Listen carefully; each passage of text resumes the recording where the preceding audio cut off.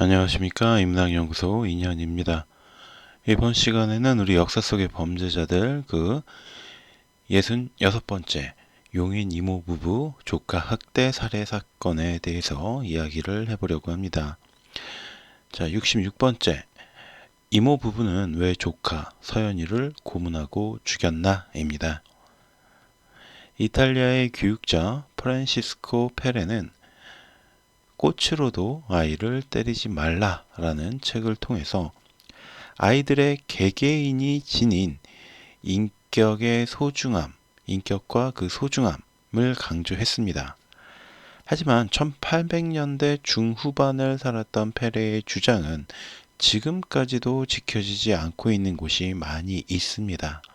특히나 지난번 평택 아동 암매장 사건에서 다루었듯이 부모의 눈밖에 난 아이들은 지금도 어디에선가 학대를 넘어서 고문을 받으며 죽어가고 있을 것이라는 생각으로 안타까울 따름입니다. 평택 아동 암매장 사건 때 댓글로 가슴 아파하셨던 분들이 계시기 때문에 오늘 이야기를 풀어나가는 건 역시 조심스럽습니다. 그러나 당시에도 그랬고 지금도 마찬가지로 우리가 주변의 아이들의 표정이나 행동에 조금만 더 관심을 가져보자 라는 의미에서 용인 이모부부 조카 학대 살해 사건을 풀어가 보려고 합니다. 첫 번째, 서연이 죽음의 진실. 불과 2-3년 전이었던 2021년 2월 8일 낮 12시 30분경 119 상황센터에 아이가 욕조에 빠졌다라는 신고가 접수됩니다. 바로 현장으로 출동한 구급대원은 심정지 상태였던 아이에게 심폐소생술을 실시하면서 병원으로 옮겼지만 아이는 끝내 숨을 거두고 말았습니다. 사망한 아이는 당시 9살인 김서연이었고요. 119에 신고를 한 사람은 서연이의 이모부였습니다. 9살짜리 아이가 욕조에서 익사를 했다라는 점도 이상했지만 더 큰 문제는 그때부터 시작이 됐습니다. 병원 의료진과 구급대원은 서연이의 손목에서 결박흔을 발견했고요. 온몸에 시퍼렇게 멍이 든 흔적까지 발견하면서 경찰에 아동학대 의심 신고를 한 것입니다. 사건을 접수한 용인 동부경찰서는 서연이 이모 부부로부터 아이를 몇 번 가볍게 때린 사실은 있다라는 진술을 받고 이들을 아동학대 범죄의 처벌 등에 관한 특례법 위반 혐의로 긴급 체포하게 되었습니다. 아동 몸에 학대받은 흔적이 있다라는 신고가 접수되었습니다. 온몸에 멍자국이 여러 군데 있었기 때문에 이거는 학대로 인한 사망과 인과관계가 있다라고 판단을 했고 긴급 사안이고 중요했기 때문에 긴급 체포를 했던 것입니다. 그러나 막상 조사를 시작하자 이들 부부는 서연이의 온몸에 든 멍은 서연이가 스스로 자해를 해서 생긴 것이라고 우기기 시작합니다.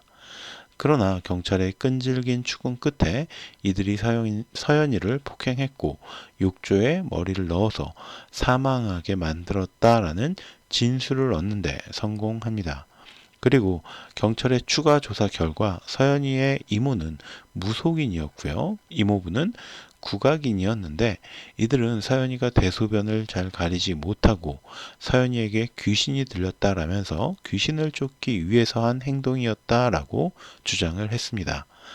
더불어 학대 사실을 알면서도 사실상 방치했던 친모 역시 조사에 들어가게 됐습니다. 그리고 조사 결과 서연이의 엄마 역시 서연이를 방치 및 학대한 것이 확인되었습니다. 3년 전에 이혼을 한 서연이 엄마는 서연이와 원룸 오피스텔에 살면서 엄마가 출근하면 서연이는 홀로 빈방에 남겨져 있었습니다.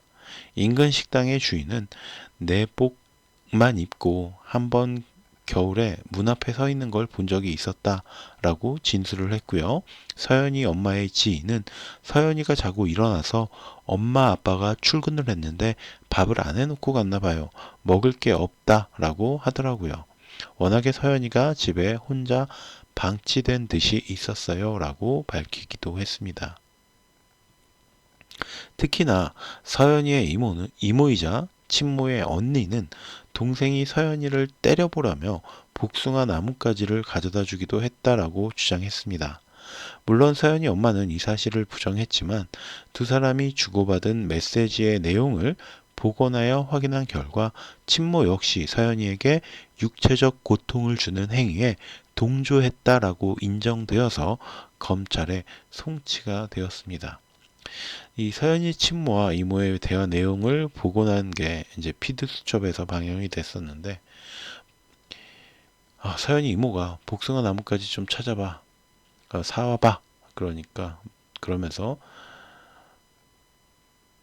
매를 눈 가리고도 느끼나 보자라고 이야기를 합니다. 그러니까 서연이 엄마는 나 구매했어, 복숭아까지.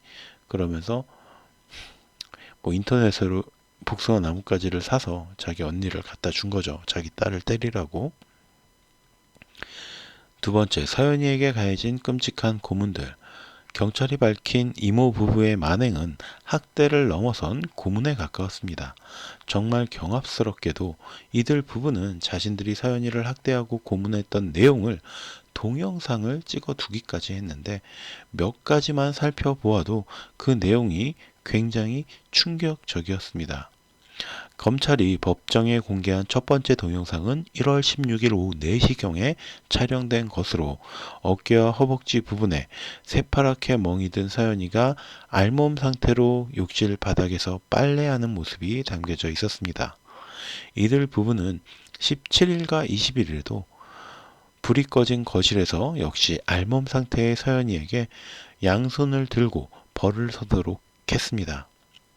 다음 동영상은 1월 20일 오후 1시 26분에 촬영된 것인데, 이모가 서연이를 대형 비닐봉지 안에 들어가게 한 뒤에 그 안에 있던 개의 대변을 먹도록 강요하는 장면이었습니다.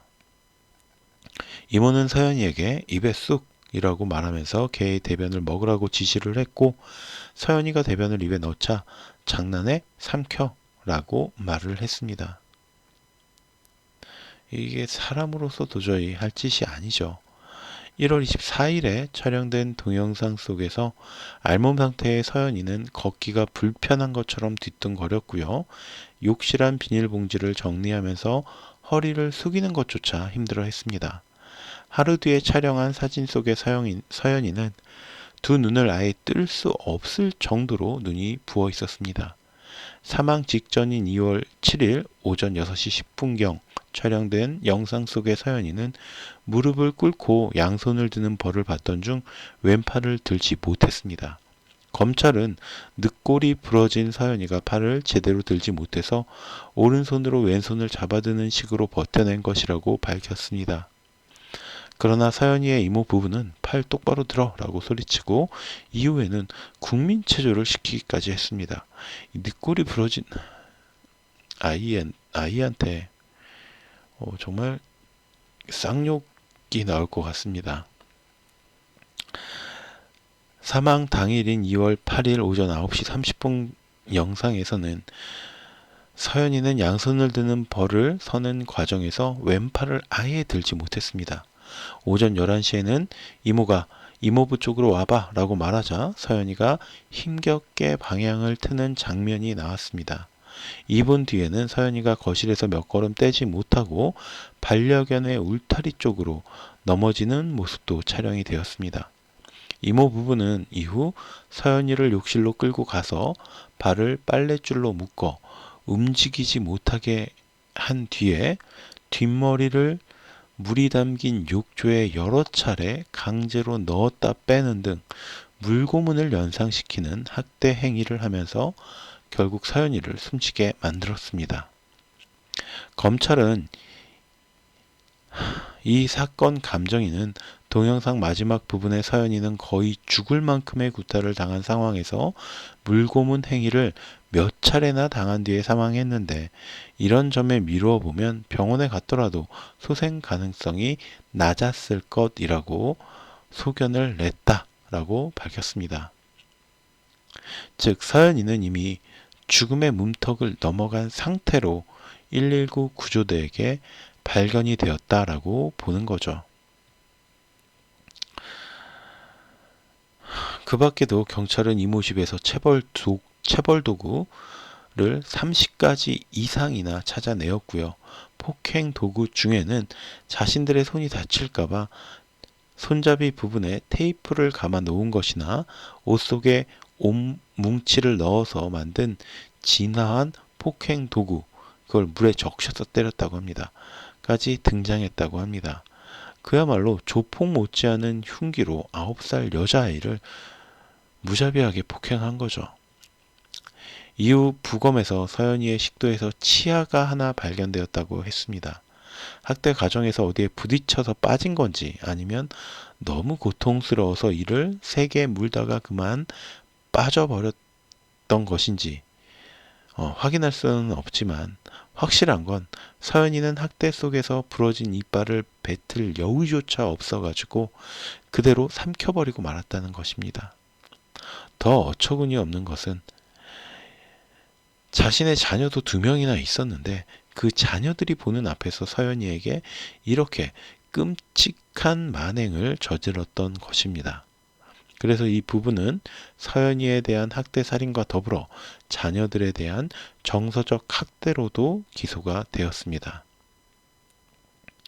그리고 검찰은 이모에게 무기징역을 이모부에게 징역 40년을 구형했지만 2021년 8월 13일에 벌어진 1심 재판에서 재판부는 이모에게 30년, 이모부에게 12년을 선고했습니다. 이 재판부가 미친 것 같아요. 제가 봤을 때는. 12년이 이게 말이 됩니까? 검찰은 이에 항소를 했지만 2심 재판에서는 검찰의 항소를 기각하고 이모에게 30년, 이모부에게 징역 12년을 그대로 선고했습니다. 이모부의 경우 상고하지 않아서 그대로 형이 확정되었지만 이모 측은 다시 상고를 했고요. 이후 2022년 5월 17일 3심에서 이 상고를 기각하면서 이모에게는 징역 30년형이 선고가 됐습니다. 그리고 자신의 언니와 형부가 자신의 딸을 그렇게 참혹하게 구타해서 말 그대로 패 죽이는데 동조했던 엄마는 꼴랑 징역 3년. 그리고 2심에서는 징역 2년을 받아서 2년 살고 나왔으니까 이게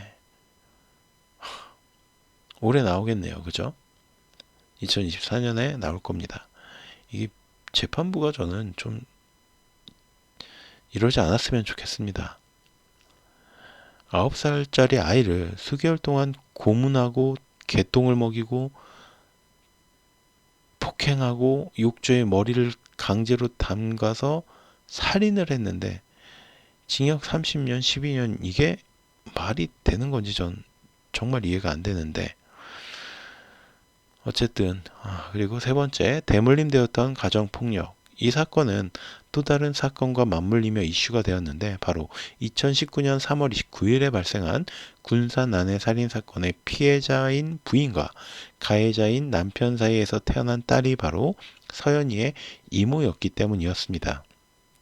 피살된 부인의 가해자의 5번째 아내로 가해자의 가정폭력 끝에 사망을 했던 거죠.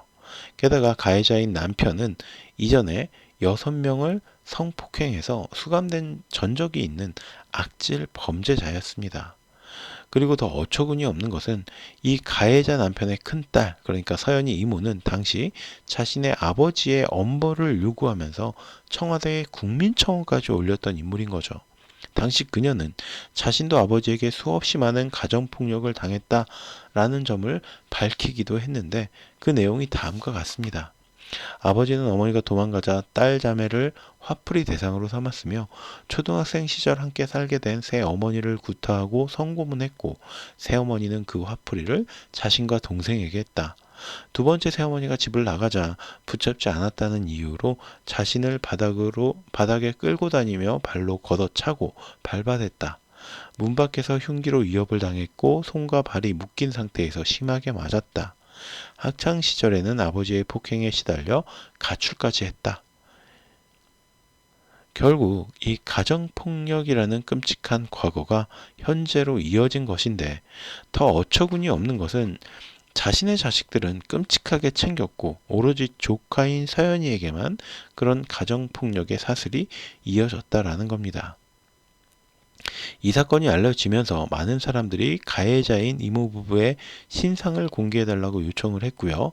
경찰 역시 특정 강력 범죄 처벌에 관한 특례법에 따라서 서연이 이모부부가 신원공개 대상이라고 판단을 했습니다.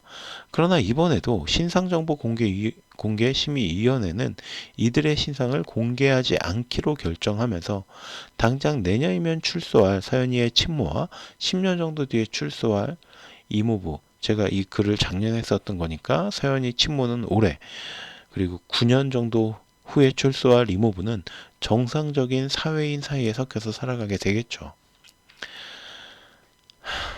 그나마 위안이 되는 것은 그동안 아동학대 범죄를 범한 사람이 아동을 사망에 이르게 한 때에는 아동학대 치사죄를 적용해서 무기징역 또는 5년 이상의 징역에 처하도록 했던 법이 아동학대 살해죄를 신설하면서 아동을 학대한 끝에 살해한 사람은 사형이나 무기징역 또는 7년 이상의 징역에 처하도록 하는 것으로 변경되었다는 것입니다. 법이 바뀌었다고 바로 인식이나 행동이 변하지는 않겠지만, 그래도 최소한의 어떤 안전장치가 조금 더 보강되었다라는 점은 환영할 만한 것이 분명하다라고 생각이 드네요. 앞으로도 우리의 법이 제발 조금이라도 더 피해자들을 위한 판단을 해줬으면 하는 바람입니다. 신상 공개도 하지 않고 애를 그렇게 패서 죽였는데 10년, 12년. 이건 정말 가해자들을 위한 재판이 아닌가 싶어요. 그리고 분명 이상한 징후를 눈치챘음에도 그냥 지나쳤던 인근 식당의 아주머니, 또 서연이 엄마의 지인, 이 같은 사람들이 보다 경각심을 갖고 이런 불행을 좀 미리 예방할 수 있게 되기를 바랍니다.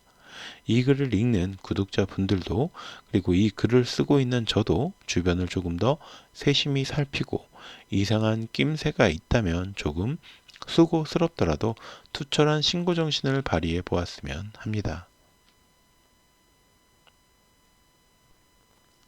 자, 그렇게 오늘 이야기는 여기서 마치도록 하고요. 제가 오늘 들려드린 이야기가 여러분들의 흥미와 호기심을 조금이라도 만족시켜 드렸다면 구독과 좋아요도 부탁드리겠습니다. 저는 다음 시간에 또 다른 이야기로 찾아오겠습니다. 감사합니다.